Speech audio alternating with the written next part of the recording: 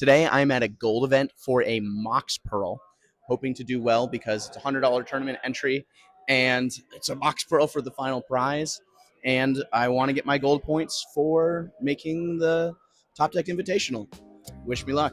The deck I'll be playing today is called Clue Farm. It's basically Blue Farm, but your commanders are different. One makes clues, and the other one deals damage from time to time, but it's mostly about what their mana cost is, being 2 mana legendary creatures.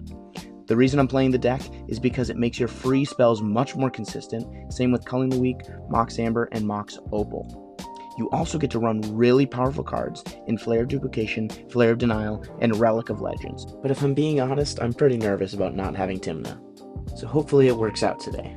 The store we were playing at was perfect. The tables were huge and the space was spacious. Oh my word, that's beautiful. That's so pretty. The top 4 of this event will be receiving this gold foiled out playmat. My friend is actually the one who did this, so if you'd like to have this done to any of your playmats, reach out to him through the information in the description. Let's go to round 1.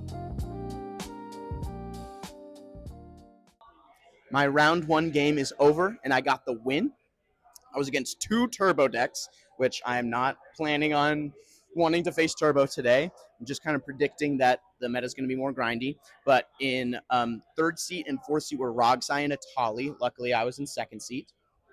I kept a hand that was really good. It was like all lands, Ragavan, a top deck tutor, and a Mindbreak Trap, which Mindbreak Trap is famously incredibly good against Atali.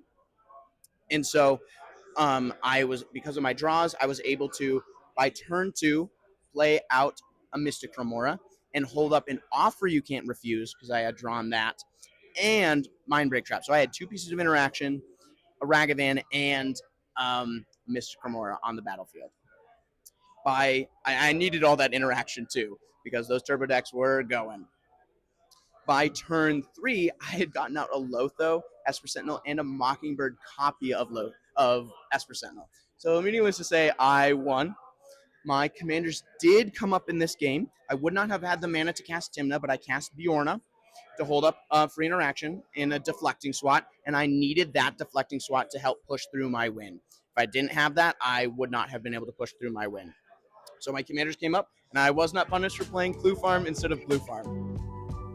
This is just another example of why these colors are the best. I have 3 draw engines on the battlefield at one point, and a Lotho. Then I'm able to play a Voice of Victory into a Breach line. These colors are the best.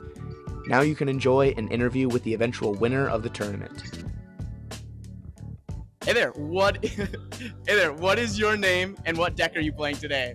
My name's Eric Carbonell. You can MJ MTG on Blue Sky or Monkey's Joy on Moxfield. I am playing Rogsai today. How'd your round 1 go? Great. Turn 1, so I was seed 1, and I kept my opening 7, jam a turn 1, Ristic off of imprinting the Spider Punk that I drew for turn. No one responds. Pod also notably as me in first seed. Kefka, Rogthras. Everyone understands that this is just a turbo pod. Everyone kept hands appropriate for jamming appropriately. In my upkeep, I go for a Mystical Tutor. It gets Mental Misstep by the Rogthras player, paying for both of the Ristics, so he's tapped out. I say okay. I go to my turn. I draw Gamble. Notably, my hand has, off of the Ristic, I've drawn Underworld Breach and Offer You Can't Refuse, a bunch of other stuff, including a 2-mana rock, like a Talisman. So my turn progresses in land drop, a fetch, play a Grim Monolith up to 5 mana, tap that into a Talisman. Now I have 3 color pips of mana, 1 colorless mana. So my plan is to cast my Underworld Breach for 2, 1 pip and colorless, hold up an Offer You Can't Refuse, and then Breach if it works.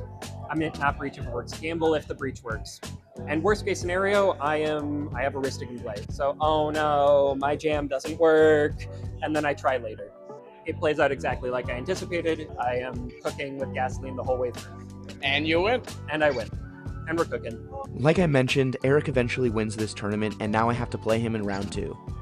Round 2 is over. I was in first seat, but we ended up drawing the game. It was just, I had a turn 1 Mystic Remora with some mana, and I just didn't draw into enough. I had the opportunity to go for a turn 2 win, but 2 people had Pact of Negations in the hand. And so it was just like, I don't want to draw. I'm in first seat. I have a Mystic Remora. I don't need to push right now. And so and then everyone just started getting draw engines, and I had an Orcish Bowmaster. It was just, the game started going on forever. We were talking so much. So it just ended up being a draw, which is really a bummer because that's my first seat game. And I don't know if I'm going to be first seat until hopefully top cut, I can get a high enough seed. But yeah, it ended up being a draw. I did cast my commander again, and I did draw Fierce Guardianship, and I would not have cast a Timna in that spot. So it came up. I didn't end up using the Fierce Guardianship because we decided to draw. Otherwise, I would have. And so my Clue Farm is working out again. So yeah. Also, I almost turn 1 Wernog to make a bunch of clues and then played Mox Opal into my fish, but I mulliganed down to 5 cards and couldn't keep the Mox Opal, unfortunately. So very close to using both of my commanders in really powerful ways.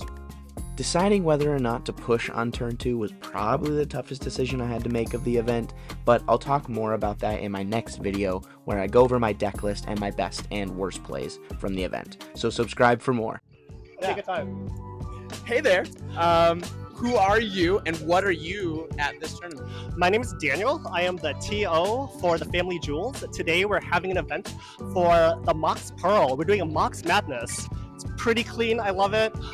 We have a gold event, so I'm super excited. Hopefully the next event will make a platinum. Yeah. And then maybe even diamond if we can really collaborate correctly with Top Deck. I would love that so much.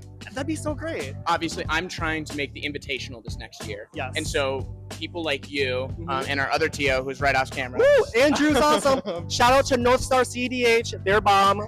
Check them out. They really are. Yep. People, because of you, you guys are my only chance, and obviously my performance inside your events are my chances to, if I do well at your big events, I have a chance at making the Invitational. Tell me about your plans for the future events. Absolutely. So for the future, I would love to have more Mox events. The idea is to have a series of Mox events. We're looking at Mox Sapphire, we're looking at Ruby, Jet, and Emerald, and then hopefully I would love to do a big championship where I will hold all 5, including the Mox Diamond as the main prize. Really crazy, but with the community's support, I would love to host that. Also, we're also doing different events looking at a Grim Monolith foil maybe in February, I believe, and then looking at other smaller events just so we can support the local scene here as well. Daniel is awesome. Follow their YouTube channel, The Family Jewels, and look out for their events in the future.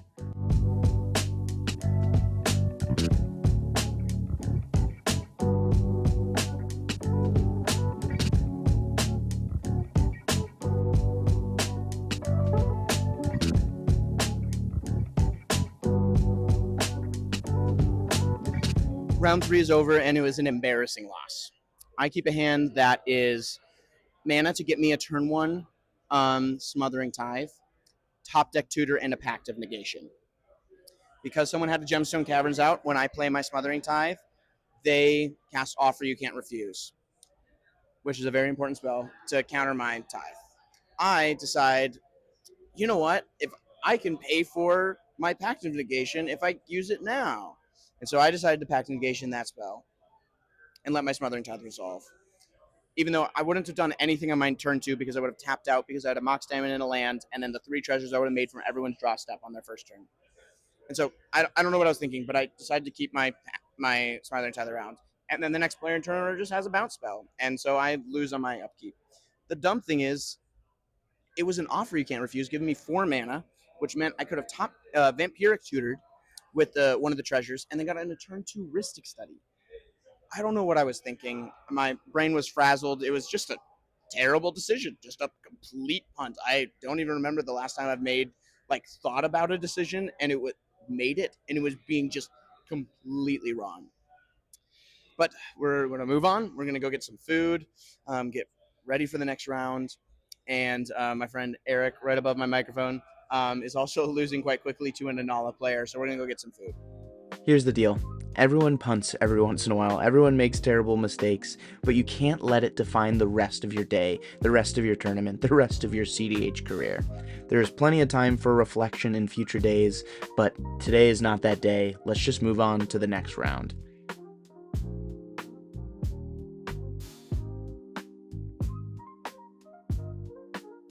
Round 4 is over. I got the win. I was even 4th seat, and Magda played a stacks piece on turn 2. It was very controversial, though. There's a lot of hurt feelings after the game, and I understand them.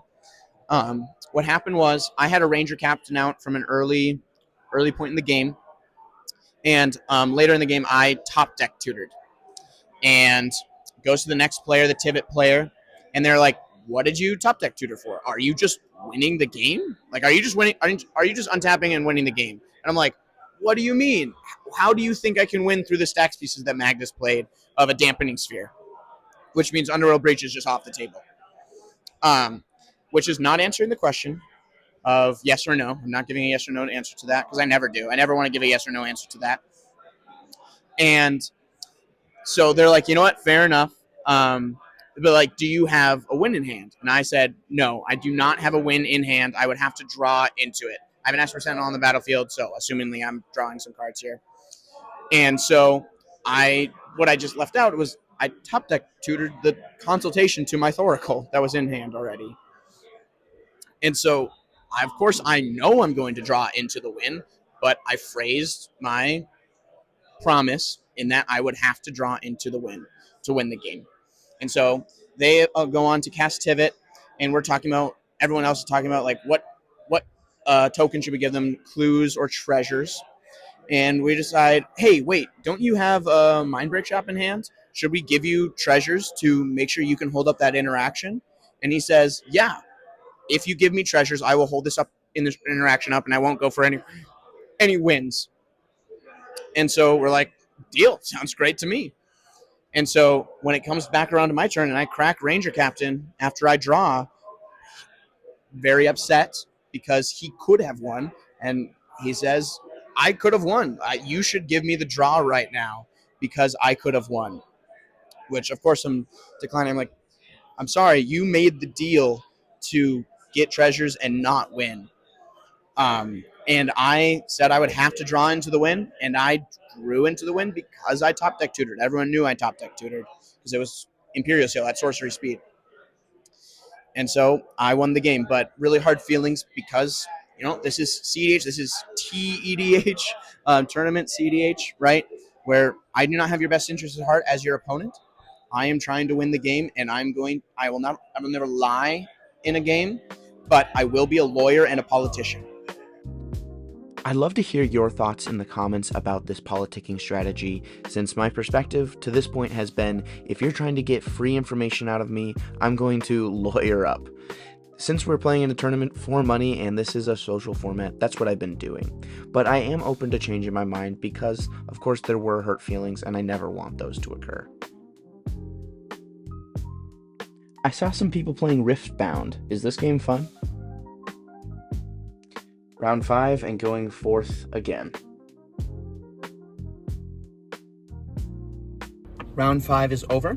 I was in 4th seat and I got the win. It was controversial somehow. I keep my mulligan to 5, which is land, Thassa's Oracle, Tainted Pact of Negation. And so my plan is to, on turn 2, on the end step before my turn, to use Pact of Negation to exile everything in my library except for the bottom card, and then draw that for turn and cast Thassa's Oracle to win, reverse Thoracling.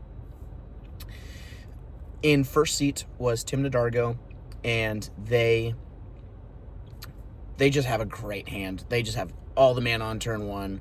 Turn 2 is Relic of Legends. Turn 3, top deck tutor. They're going to win the game. Zerda in seat 2 plays a Vexing Bauble, which is perfect for me in some ways. I don't get to use my Pact of Negation when I am able to go for my eventual win. But I'm able to leverage that, as that's the reason why I'm playing this really slow hand on a mulligan to 5, where I'm not doing anything on turn 1 or turn 2. So I'm able to leverage that politically. So that's why I'm not doing anything. Otherwise, it's very sketchy when a deck of my colors does nothing on turns 1 or 2. Very scary.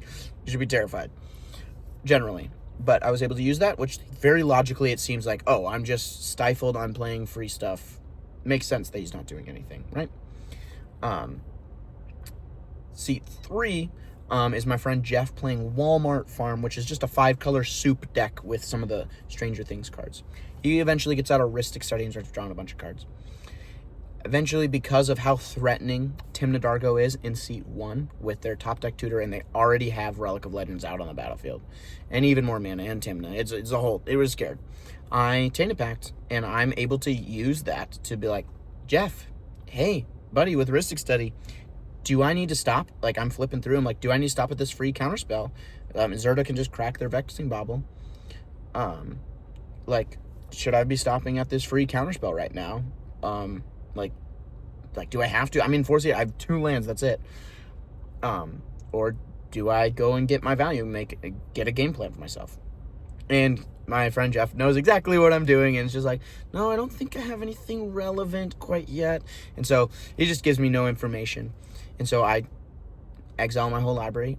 The Zerda player becomes visually upset and expresses their frustration with the fact that I used me resolving this Tainted Pact and the threat of the Timna Darko player as a way of leveraging to get information from my friend Jeff's hand.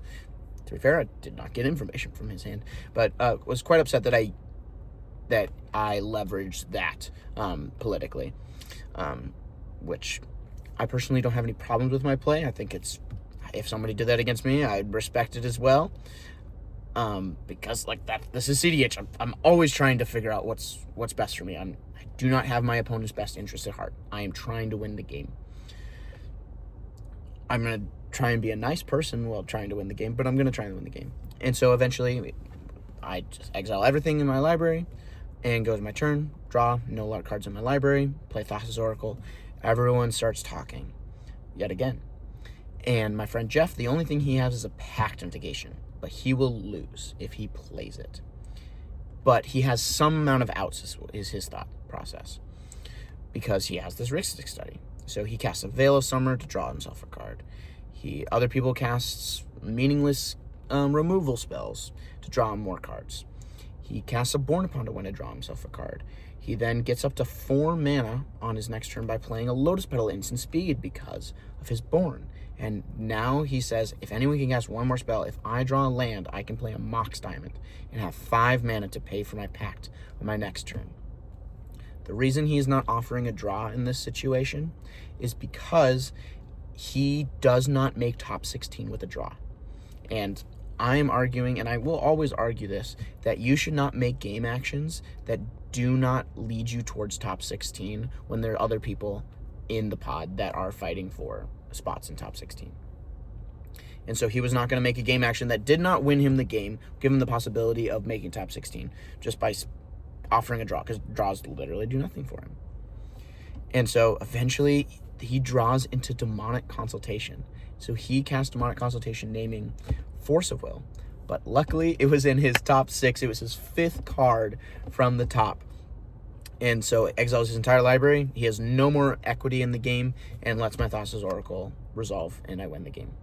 I did all the math. I should be the first seat overall going into top 16. And so I'm going to rest a little bit, recharge my phone, and eat some Wendy's. So yeah, wish me luck going into top 16. Another game down, and another person upset at me for my political strategy. This time I have 0 questions about if this was okay to do. This happens in every game ever. Someone tries to leverage the board state to get themselves an advantage. I'll respect you if you do it against me, and I hope you would respect me when I do it against you.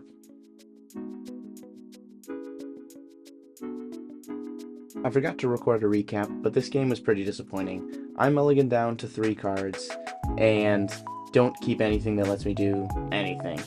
I eventually get to Wheel of Fortune on turn 3, but I don't draw any lands, which was my problem. Eventually I get a Ristic Study, but by then it's too late, and the player in 3rd seat just dominates. Overall, I'm really happy about my play, except for that one round. But besides that, the deck performed really well. I'm very happy with where the list is at. I'm going to be making some changes, but you can definitely expect me to be playing Clue Farm in the future. After this tournament, I am ranked 19th on the top deck leaderboard for making the Invitational. My friend Eric is not far behind, but this is early in the season, but I wanted to give you a little progress update on the big goal of the year. I think the craziest part about this tournament was the fact that I was in first seat 3 times. It did not win a single game. I went 0, 2, and 1 in first seat, and I went 2 and 0 in fourth seat. Just weird, man. Thank you so much for watching this video. I'm excited to make more. If you liked the video, reminder to like the video. Comment any questions you have or suggestions about how to make these videos better. Also a reminder that I offer cEDH coaching. I can tell you how to not make the mistakes that I made in this tournament and make the good decisions that I did end up making in this event as well. God bless.